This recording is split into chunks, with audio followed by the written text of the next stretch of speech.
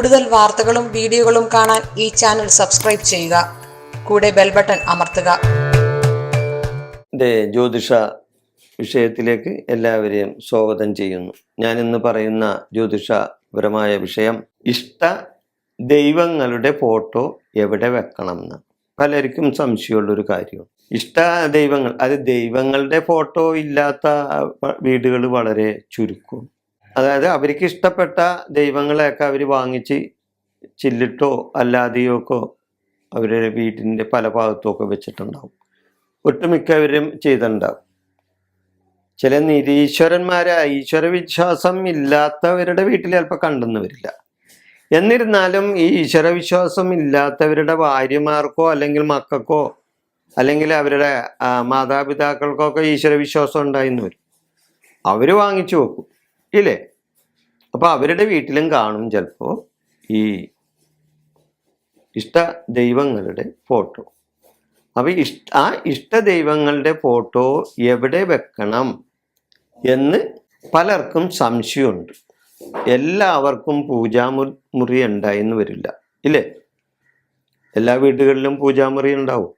അപ്പോൾ ആ പൂജാമുറി വെച്ച് പുര പണിയുന്നവർക്ക്, അതിനുള്ള കഴിവുള്ളവർക്ക് പൂജാമുറി ഉണ്ടാവും, അല്ലാത്തവർക്ക് പൂജാമുറി ഉണ്ടാവില്ല.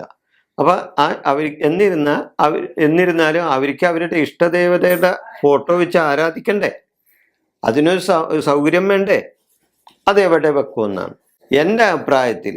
ഇതിപ്പം ഞാൻ മറ്റുള്ളവരുടെ ഇതല്ല, ഞാൻ പല ആൾക്കാരിൽ നിന്നും അറിഞ്ഞിട്ടുള്ള കാര്യമാണ് ഞാനിവിടെ പറയുന്നത്. അതായത് ഇഷ്ടദൈവങ്ങളുടെ ഫോട്ടോ നിങ്ങൾക്ക് ഇഷ്ടമുള്ളിടത്ത് വെക്കാം എന്നാണ് ഞാൻ പറയുന്നത്. ഇഷ്ടദൈവങ്ങളുടെ ഫോട്ടോ നിങ്ങൾക്ക് ഇഷ്ടമുള്ളിടത്ത് വെക്കാം.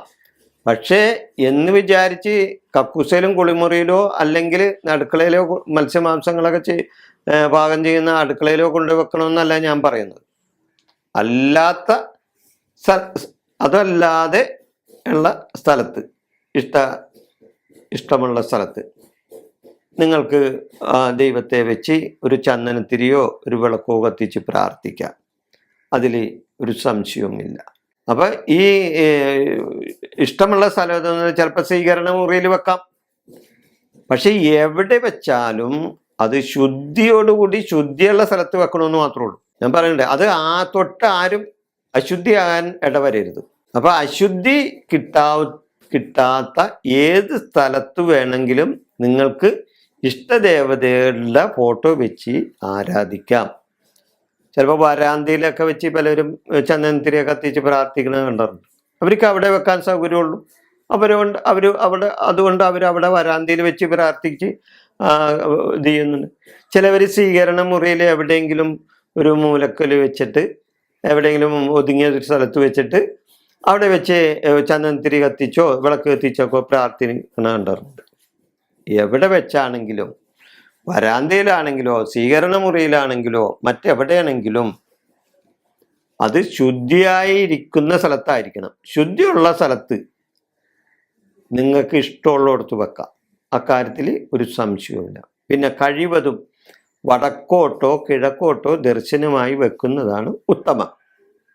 വടക്കോട്ടോ കിഴക്കോട്ടോ ദർശനമായി വെക്കാം, അതിൽ തർക്കമില്ല. അതേപോലെ തന്നെ വീടിൻ്റെ കിഴക്ക് ഭാഗത്ത് വെക്കാം. വീടിൻ്റെ കിഴക്ക് ഭാഗത്ത് അല്ലെങ്കിൽ വടക്ക് കിഴക്കേ ഭാഗത്ത് വരുന്ന ഭാഗം, വീടിൻ്റെ വടക്ക് കിഴക്കേ ഭാഗത്തായിട്ട് വെക്കാം, അല്ലെങ്കിൽ വീടിൻ്റെ കിഴക്ക് ഭാഗത്തോട്ട് വെക്കാം. എവിടെയാണെങ്കിലും ഞാൻ നേരത്തെ പറഞ്ഞ പോലെ ഇഷ്ടദൈവങ്ങളുടെ ഫോട്ടോ അശുദ്ധി പറ്റാത്ത ഏത് സ്ഥലത്തും നിങ്ങൾക്ക് ഇഷ്ടമുള്ളിടത്ത് വെക്കാം. അക്കാര്യത്തിൽ സംശയമില്ല. പ്രാർത്ഥന ശുദ്ധിയോടുകൂടി ആയിരിക്കണം എന്ന് മാത്രമേ നമ്മൾ ശ്രദ്ധിച്ചാൽ മതി. അവരുടെ ചെയ്യുന്ന കാര്യം അത് തെറ്റായ വിധത്തിൽ ചെയ്യരുത്. ശുദ്ധിയോടുകൂടി ചെയ്താൽ തീർച്ചയായിട്ടും അതിന് പല ശുദ്ധി കിട്ടും. അക്കാര്യത്തിലൊരു സംശയവുമില്ല. നന്ദി, നമസ്കാരം.